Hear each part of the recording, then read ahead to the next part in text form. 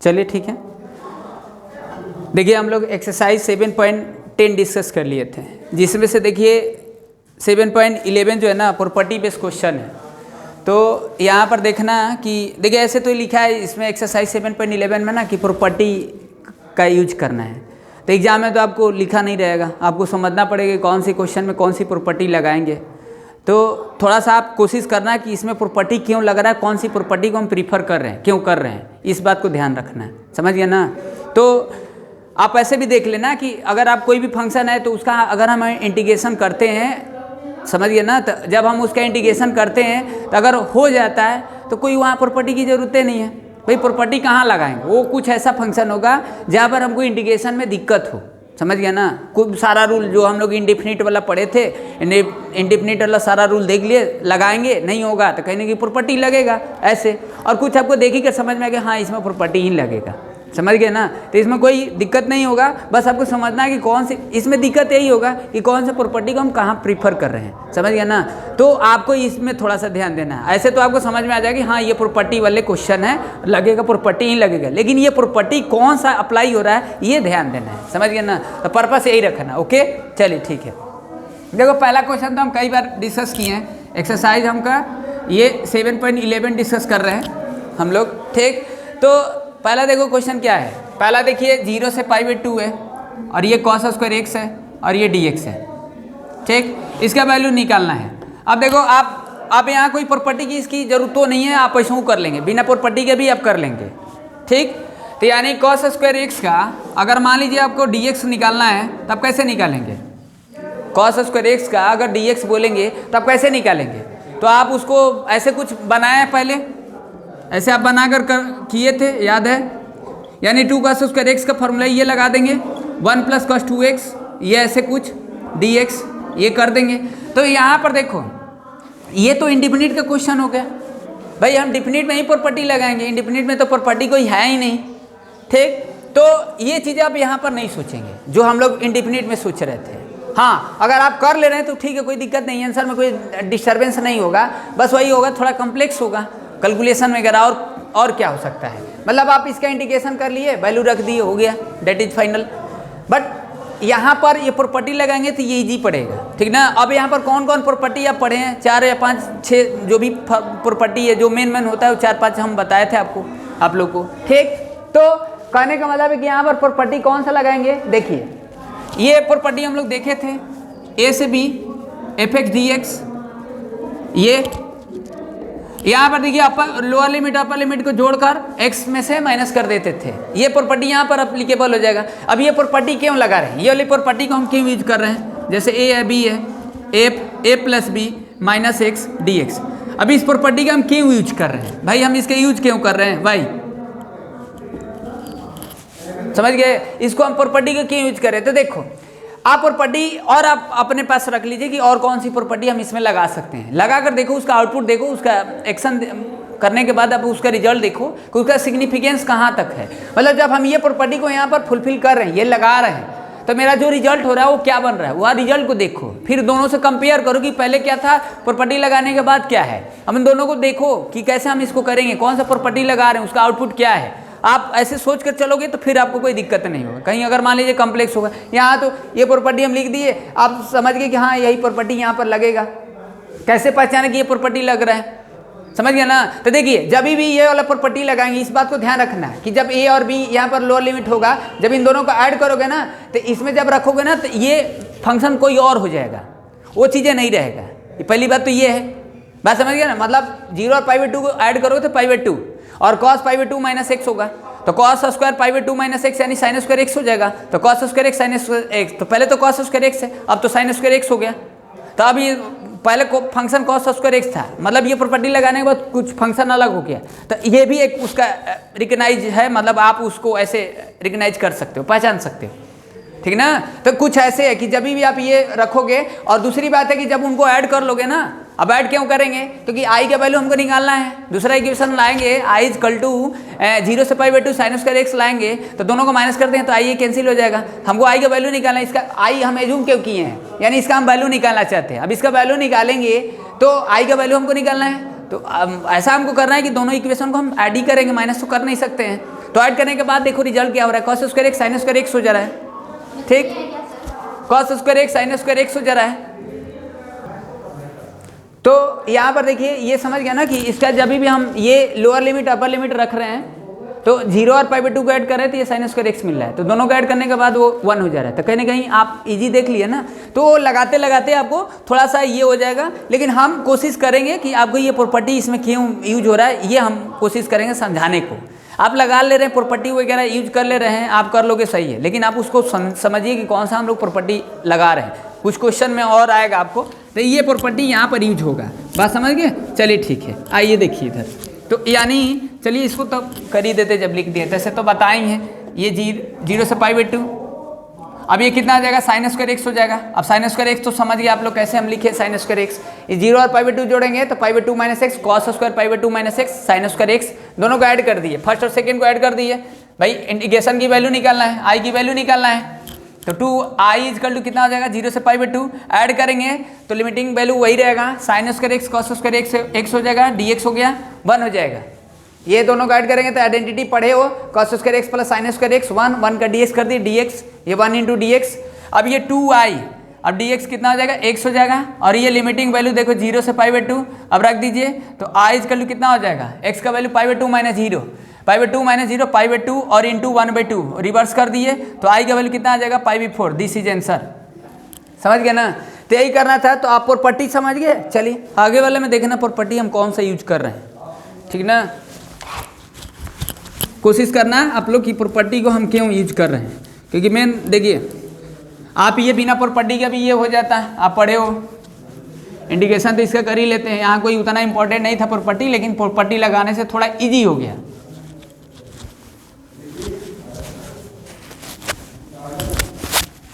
चलिए देखिए, ये देखिए सेकंड क्या दिया है, देखिए सेकंड क्वेश्चन लिखा है 0 से π/2, ठीक, 0 से π/2 क्या है, रूट साइन एक्स अपॉन में root sine x plus root cos x dx। अब देखिए बताइए यहाँ पर कौन सी प्रॉपर्टी लगाएंगे। भाई आपके पास प्रॉपर्टी है, अभी मत सोचना कि वही यूज होगा, वो यूज होगा तो समझिए क्यों यूज होगा, समझ गए कि नहीं। तो वही यूज करेंगे प्रॉपर्टी, वो यूज करने से कैसे पता चला कि हम वही प्रॉपर्टी का यूज कर रहे हैं और कोई प्रॉपर्टी क्यों यूज नहीं हो रहा है। देखो और कुछ प्रॉपर्टी आप देख रहे थे ना कि हमको नहीं, आप ऑड इवन वाला प्रॉपर्टी देख ही ली थे आप लोग, ऑड इवन का तो यहाँ कोई बातें नहीं है, ठीक। दूसरी प्रॉपर्टी वगैरह और कौन सा प्रॉपर्टी पढ़े थे आप देख लेना, और भी आपको कोई प्रॉपर्टी है ही नहीं जो इसमें यूज हो, ठीक ना, नहीं होगा।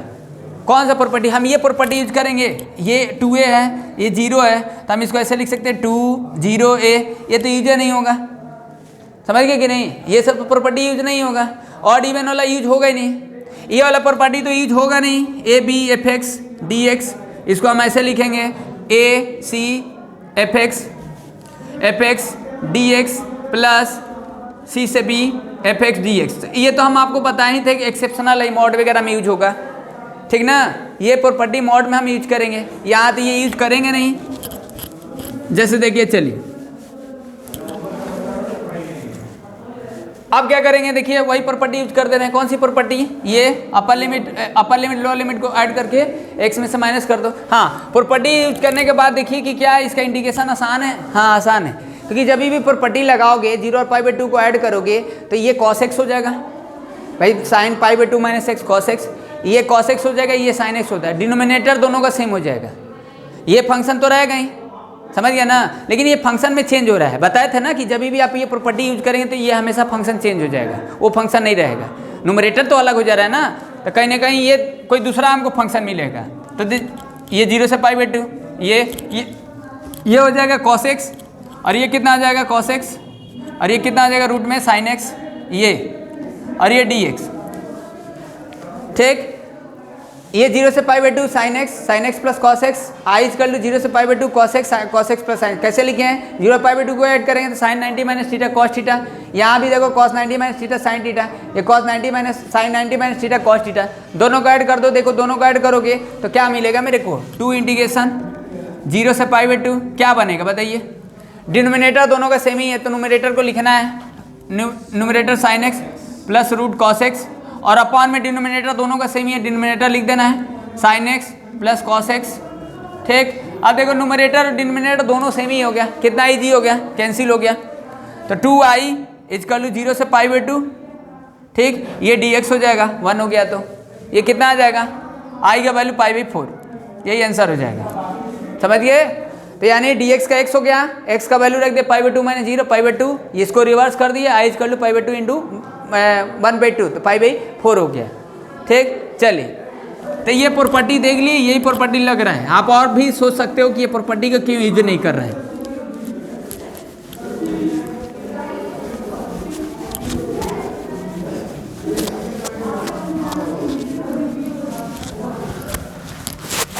ये देखो, ये प्रॉपर्टी सबसे ज़्यादा यूज होता है, बताए थे कि ये प्रॉपर्टी जो है ये सबसे ज़्यादा यूज होगा, इस बात को ध्यान रखना।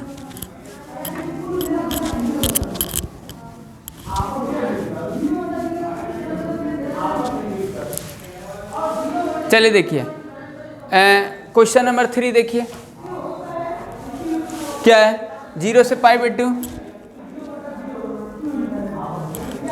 क्या दिया, देखिए साइन 3/2 एक्स, साइन पर 3/2 एक्स है, और ये sine 3/2 x plus cos 3/2 x, ये dx।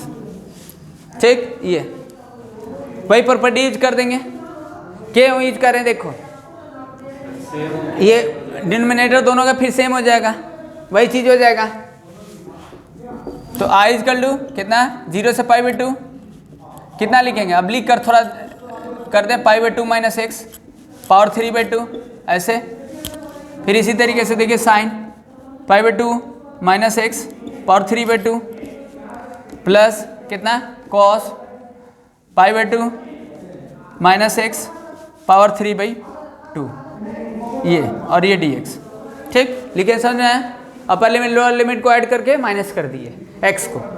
अब ये कितना हो जाएगा, ये फर्स्ट इक्वेशन है, ये सेकेंड बना लीजिए, 0 से पाई बाई 2, ये कितना हो जाएगा sine 90 minus theta cos theta, cos कितना हो जाएगा, कॉस पावर 3/2 एक्स, और ये साइन 3/2 एक्स।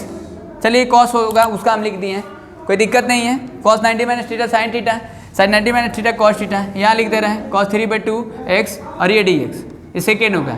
दोनों को ऐड करोगे तो फाइनली आपको ये मिलेगा 2i इजकल टू 0 से पाई बाई 2, और डिनोमिनेटर न्यूमरेटर दोनों को सेम होगा, एलसीएम लेंगे ऐड करेंगे तो सिर्फ dx होगा। अब ये कितना आ जाएगा, पाई बाई 4 हो जाएगा, यही आंसर हो जाएगा। समझ गए? आसान ईजी क्वेश्चन है। चलिए अब देखिए क्वेश्चन नंबर 4 छोड़ देते हैं, क्योंकि वही चीज़ होगा। अब देख लेना 4th में वही यूज होगा। समझ में आ गया कि प्रॉपर्टी यही यूज क्यों हो रहा है।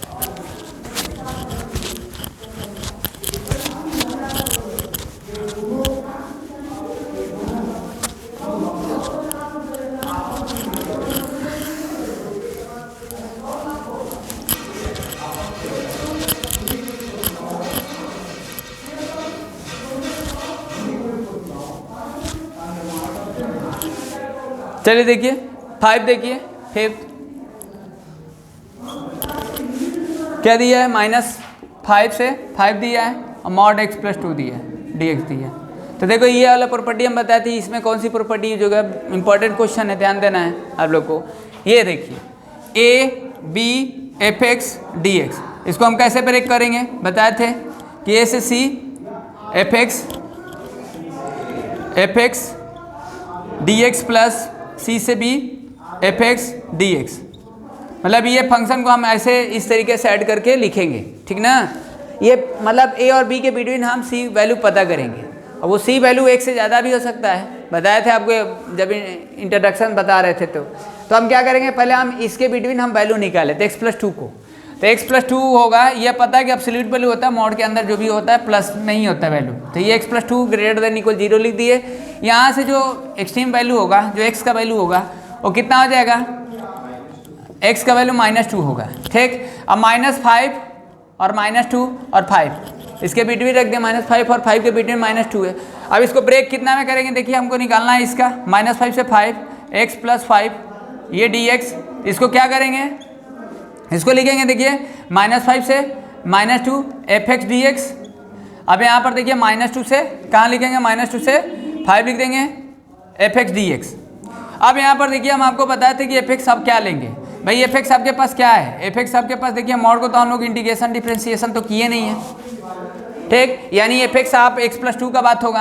अब x+2 बात होगा तो आप इस इंटरवल में देखेंगे fx का साइन क्या होगा, क्योंकि ये पता है कि fx जो होगा मॉड में होगा तो ये वैल्यू एब्सोल्यूट होता है, पॉजिटिव होता है। तो ये fx के जगह पर क्या करेंगे, अब इसको देख लो -5 और -2 के बिटवीन वैल्यू रखकर इसमें देख लीजिए, -3 रखेंगे तो निगेटिव आएगा, तो यानी इसको क्या लिखेंगे, माइनस लिख देंगे और -5 से -2 और ये x+2 होगा। अब ये निगेटिव क्यों लिख रहे हैं, ये बात समझ गया ना कि ये वैल्यू इसके बिटवीन रखेंगे तो माइनस में होगा और ये पहले माइनस लगा देंगे तो वैल्यू प्लस हो जाएगा, ठीक ना, तो ये वैल्यू प्लस में ही मिलेगा। तो ये चीज़ें कर दिए। अब इसके बिटवीन रख लेना -2 और 5 के बिटवीन -3 रख कर देख लेना, सॉरी -1 -2 के 5 के बिटवीन -1 रख लेना, 0 जो भी रख तो प्लस में आएगा। तो ये -2 यानी साइन वही रहेगा, -2 5 और fx के जगह पर क्या होगा, x+2 होगा। तो पहले हम आपको बताए हैं, अगर आपको दिक्कत होगा तो फिर देख लेना, समझ गया ना ये चीज़ें। अब dx तो कर ही लेंगे, वैल्यू रख देंगे, यही आंसर होगा। अब dx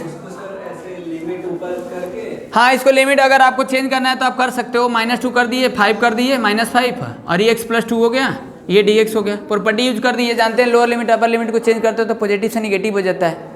अगर आपने कंफर्टेबल के लिए यूज कर दी, कोई जरूरी नहीं था उस प्रॉपर्टी को यहाँ पर।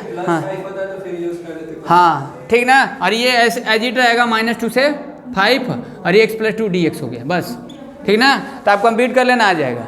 अब बात समझ गया ना कि x+2 का dx कर ही लेंगे। अब यहाँ पर कोई प्रॉपर्टी यूज नहीं होगा, इसका x+2 का इंटीग्रेशन कर ही लेंगे, उसका कर ही लेंगे, वैल्यू को रख देना, दोनों को सम करके लिख देना, इसका आंसर आ जाएगा। समझ गए, ये चीज़ें था। अब इसी के बेस से देखो क्वेश्चन नंबर 6 जो है ना, ये खुद से करिएगा, क्योंकि हम आपको पहले इंट्रोडक्शन वगैरह में भी समझाए हैं, तो आप देख लेना, 6 अपने से लगा लेना, ठीक। अब 7 देखो, 7 में कौन सी प्रॉपर्टी के यूज होगा, 7 देखिए, 7 देखिए कौन सी प्रॉपर्टी के यूज करेंगे।